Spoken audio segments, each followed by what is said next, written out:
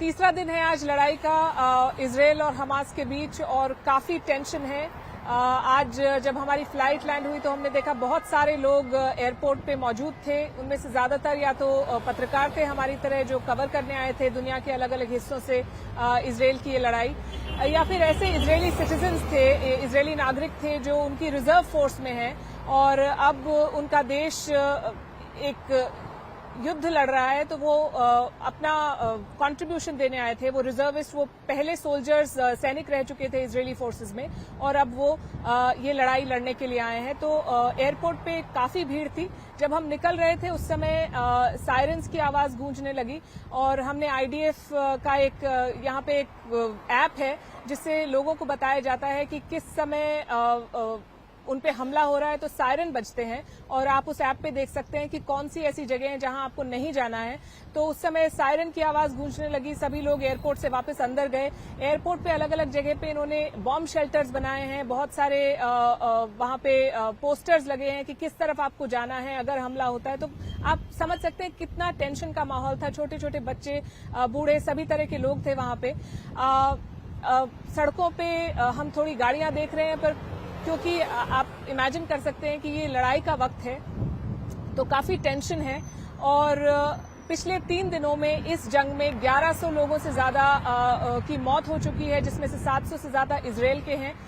एक music festival हो रहा था गाजा पट्टी के बॉर्डर पे इजरायली एक गांव में, वहीं पे 250 से ज्यादा लोगों की मौत की खबर आई है। तो काफी टेंशन का माहौल है।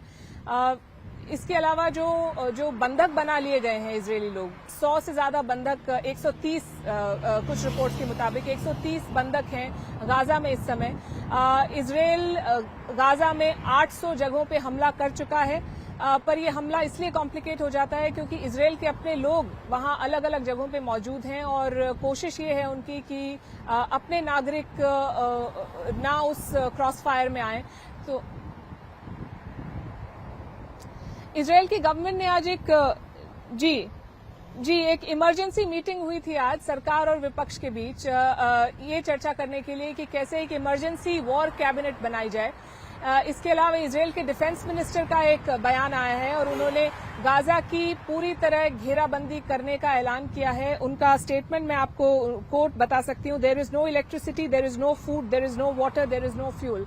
ना बिजली है, ना पानी है, ना खाना है, ना ईंधन है। ये स्थिति वो गाजा की इस वक्त करना चाहते हैं। तो पूरे फोर्स के साथ इजराइल गाजा पे इस वक्त हमला कर रहा है और हमास के टारगेट्स को स्ट्राइक कर रहा है। पर ये इसलिए कॉम्प्लिकेट हो जाता है क्योंकि इजराइल के अपने लोग भी गाजा में बंधक बने हुए हैं, 130 से ज्यादा। ये सिर्फ इजरायली नागरिक नहीं है, अमरीकी भी हैं और मरने वालों में अमरीकी हैं, फ्रेंच नागरिक हैं, नेपाली भी कुछ लोग हैं। तो ये इजराइल का कहना है कि ये उनका 9/11 अटैक जैसा है, जैसा अमरीका में सन 2000 में हुआ था 9/11 अटैक वर्ल्ड ट्रेड सेंटर पे।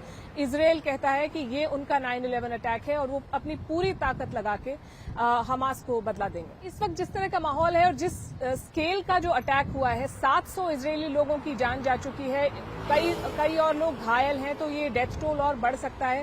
तो मुझे नहीं लगता कि इस वक्त इजरायली सरकार किसी भी तरह की डील करने के मूड में है।